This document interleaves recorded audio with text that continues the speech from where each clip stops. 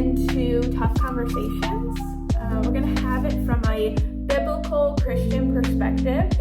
And today our guest is Brian Fields, who happens to be my husband, to the topic of marriage from a biblical standpoint. And we're going to go over 5 habits for a healthy Christian marriage. I know we all need a little help in a lot of different categories, especially with today's culture. I think we all can say that marriage is definitely tough. And if you are in a marriage, you might have experienced some turmoil, whether that's from external family, children, careers, just living under the same household. Really, we're all kind of in the same boat. At one point, we were great, and at one point, things weren't so great.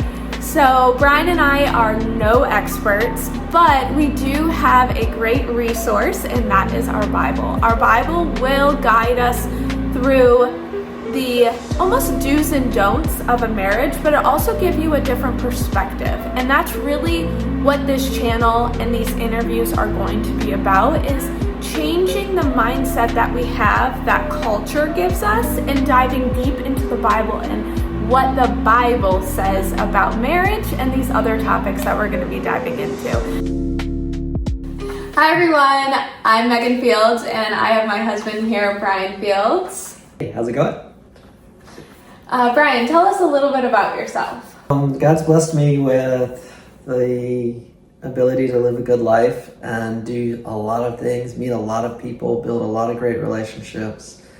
Right now, a synopsis of my life is my intention and my focus is on my wife and my family. My intention, my focus is being a biblical man and dad, provider for my family, to be successful in terms of what God deems to be successful, and to be somebody that my wife and my kids can count upon. So how awkward is it when someone asks you that question? Before, let's say in your younger years, how often did you go to like your career? Because I noticed you have definitely an undertone of the Bible or a Christian perspective on it. Before, when someone would ask you maybe for a job interview or just out in public, how often did you go to like your career or a lifestyle? Or with maturity comes wisdom, and so you start to really hone in as you mature and as God affords you wisdom and life experience, that you start to hone in on what's most important, what's most meaningful, and then you start to think in terms of the future and leaving a legacy that will last. And the legacy will be in the people that are so closely connected to you. And so, yeah, I mean, 20 years ago, 30 years ago, possibly, I don't know, you asked me that question and the answer might be very different. It might be very self-oriented, self-centered, but now I'm thinking more outward and truly attempting to be in alignment with what God's word says. Yeah, that's great. So we're going to dive into some of the questions. Brian has no idea these questions. This morning when I was praying, I'm like, you know what? I feel like this should be an interview series. So here we are. Brian kind of was thrown on this. So you talked a little bit about selfishness. So let's say I'm in my 20s. I'm someone who's figuring out life. I'm really kind of making the world about me, because I feel like in culture, it's us versus the world, or our perspective versus the world, or our perspective or ourself versus another person. So if someone were to ask you, how do I find the right person? Or the question is, how do I become the right person? What would your advice be for that person? Yeah, I think a lot of people, they fall under the wrong thinking, the wrong conception, the misconception.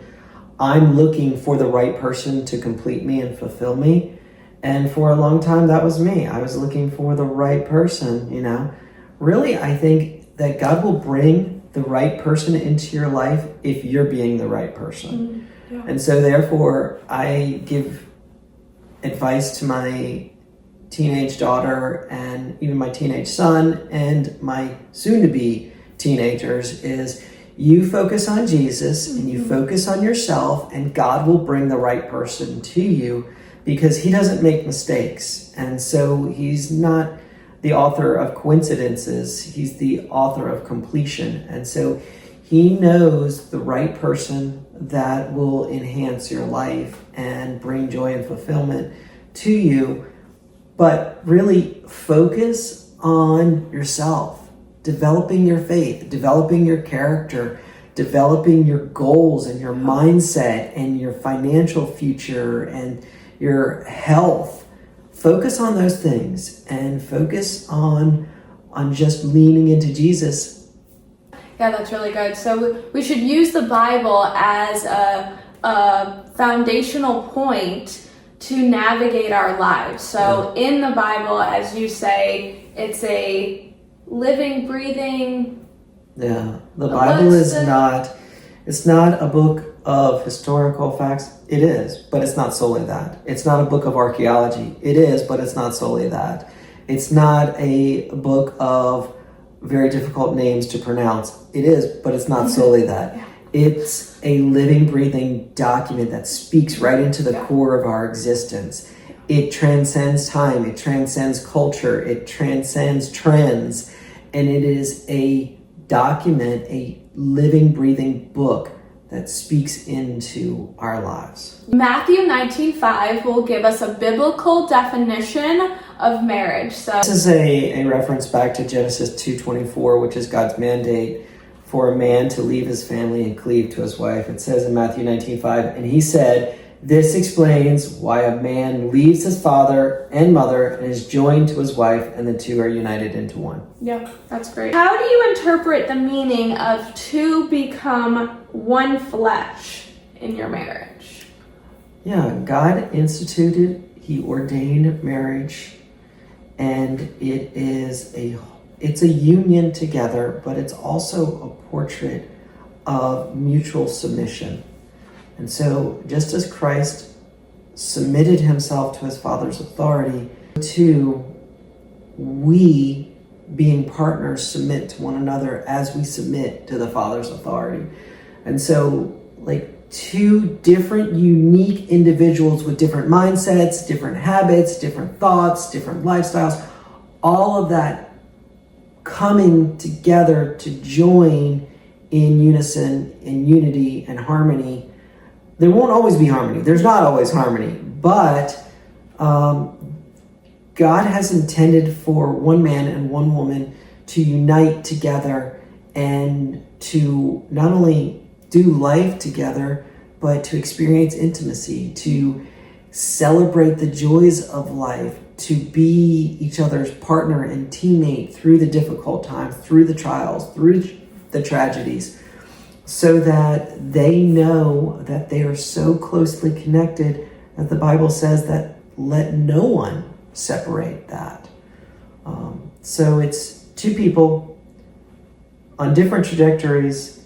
God brings together to form a pathway so that they can best, on this side of eternity, represent and reflect God's love and devotion and dedication and commitment. Yeah, I think that's great. So one of the key things that pivoted our relationship during our lower points of our marriage was kind of the word selfishness. If you look at that, you're really pointing everything at yourself. This is how I feel, which it is important to express that, to express in a kind, loving way how you feel. But once you turn your mind where everything is pointed to you, your feelings, the experience, how you should make me feel, you start to then change where everything should be pointed up to Christ. You then start to point it to you. So really what changed for me as I'm walking in my journey in faith is I stopped pointing at myself and started pointing at Brian in Jesus in a loving, kind way. It changed my mindset of what would Jesus do, or how can I look at this from a stance of my husband. Once you start pointing outward towards Jesus and towards other people, your perspective changes on a lot of situations. Go into the 5 habits. So, because this is something that we try to implement in our marriage as we are growing. So, what's number 1? Number 1 was to set aside intentional date night. We need to have that time together that we can utilize someone to watch the kids, and it's just dedicated alone time. And we've done all types of different things, but the point of it is that time together. Yeah, that was something that was really difficult. And if you're someone who has a busy schedule, maybe the financial aspect of paying a babysitter isn't there, there could be a friend who maybe wants to spend some time with your children while you and your husband go out for an hour or even for a walk. Yeah. A date night doesn't have to be something that is burden financially or just a burden in general. Again, we're shifting our if you have friends that perspective. have young kids, you could trade off. Yeah. Too. You could watch their kids while they go out. So yeah, there's different ways to kind of lean into that. So again, you get out what you put in. So if you two as a married couple want to do date night, it doesn't necessarily always have to be Friday night at 6:00 dinner, whatever fits your schedule, definitely prioritize date night. So what's number 2? Number 2, and these are in no particular order. no particular order. Number 2 had a great community surrounding us. These were friends that we know have our best interest at heart, friends that we know we can trust, we can lean into, we can depend upon, that if there was anything we needed, we could call any of them. So I think it's critical for a healthy, thriving marriage to have a good support system, a good community around them. Yeah. Part of a faith community offers accountability, encouragement, and shared growth. So I think the key part of this is a lot of the times when people are married, they kind of have their separate lives. Maybe they have their church. Apparently I'm boring Brian because he's yawning. No. Set of friends, and then they're trying to figure out, okay, how do we mesh this all together? Maybe different beliefs, and you're trying to sometimes put a Square peg in a round hole. But what we figured out is it's important to have that individual community, but what's most important for your marriage is people supporting your marriage. Not necessarily supporting individuals, but supporting a marriage. So yes, we found it extremely helpful during some of our lowest points is to have that faith-based community, that it was a group of people supporting our marriage. And so they wanted to build up our marriage. And also it's accountability is super important, whether that comes from a male perspective to a male and a female perspective to a female. Having that accountability and not surrounding yourself with people that agree with you all the time or never really put your feet to the fire in a sense, and don't hold up the Bible and say, hey, like, this is what the Bible says. I'm seeing a little differences. So that's super important. What would be number 3? Number 3 is just something that has recently developed, but I have really found enjoyment in it, and I know that it's critically important to you, is that in the morning, we try very hard to set aside 15 to 20 minutes where it's just her and I talking. She's enjoying her coffee. We try at the end to pray together. So that is good critical time just to set the tone for the day. Yeah. So carving out intentional morning time. Yeah, that's great. So I'm a coffee drinker. Somehow he is not. I don't know how he functions in life without coffee. I'm sure somewhere in the Bible it says drink coffee. And it says Hebrews. Okay, Hebrews. Hebrews. Okay, good job. But yeah, that's super important. So quality time is definitely high on my love language. If you haven't already done the quiz, love language. Yeah, 5 love languages. Yep. Dr. Gary Chapman. Gary Chapman, yep. It definitely gives you a perspective of what you almost crave most from your partner. A lot of the times, how you can tell someone's love language is they like to give it. What their love language is, they want to give that. But sometimes it's important to see someone else's love language and making sure that we're also implementing that in our relationship. So yeah, we do quality time. Morning's best for us. Our kids are right now not morning kids unless we wake them up. They sleep through alarms. I don't know how they do it, but we just set aside some time where we're not necessarily checking off a conversation. We're just having conversation and sitting next to each other and giving each other eye contact. A lot of the times in today's society, you do shoulder to shoulder time, which means you're looking at a TV, you're maybe watching your kids, but it's really important to shift your perspective to really face each other, that eye to eye contact, having intentional time, which also leads us to point number 4, which is...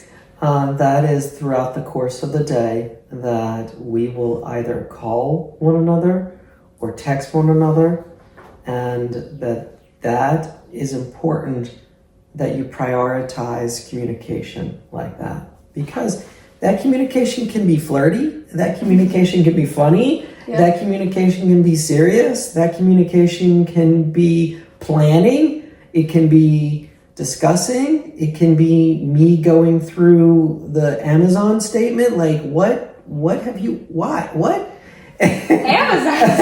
I'm saying, like, all the things you order from, but it's just that time spent on the phone, even though we're not in close proximity to each other, but we're still in close proximity to each other because we're talking on the phone. We're spending a lot of time throughout the course of the day. Yeah. So I definitely lean towards humor and funny and jokes, and the one thing that I love is scaring Brian. It's hideous. It's I terrible. love scaring Brian, and some people might come after me. I don't and be really like, love it, to be honest. Yeah, it's fun, but that's kind of off topic. But yes, we made it a point to communicate outside of work, outside of to-do lists, because sometimes in a marriage it's really easy to fall into only talking about bad days at work or only talking about what's next on the agenda with the kids. We broke that cycle by Brian was really good about this, as he would call me and say, "Hey, best friend," and then I would say, "Oh, hey, best friend," and we moved our conversations outside of the day in, day out duties of jobs and kids. So that really helped. And how many times, we shouldn't say how much we spend on social media because we know it's, too much. But how many times do you send your friends memes or your coworkers or send a funny meme to your significant other? That would be so fun to exchange that. And there's just so many opportunities that you have, even if you don't have your phone on you all the time. Maybe you set an alarm and say, "Hey, I'm gonna text my significant other, I love you, I'm praying for you." Maybe you do take some time out of your day and pray for your significant other, which is super important. So Brian and I started very recently during our morning quality time, as we're gonna start praying with each other. I think there's some statistic out there that says less than 1% of couples that pray together get divorced, end in divorce. So, prayer is very powerful. I think it's 0.4%.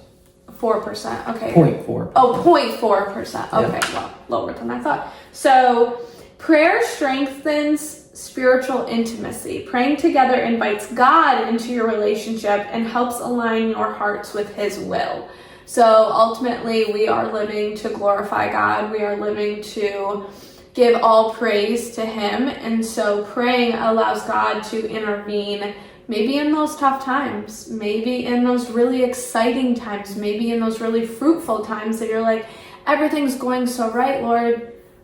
guide us in the right way. So it really, prayer is definitely important. So simple as I'm praying for you, or maybe a voice text to pray them, or a simple meme. Yeah.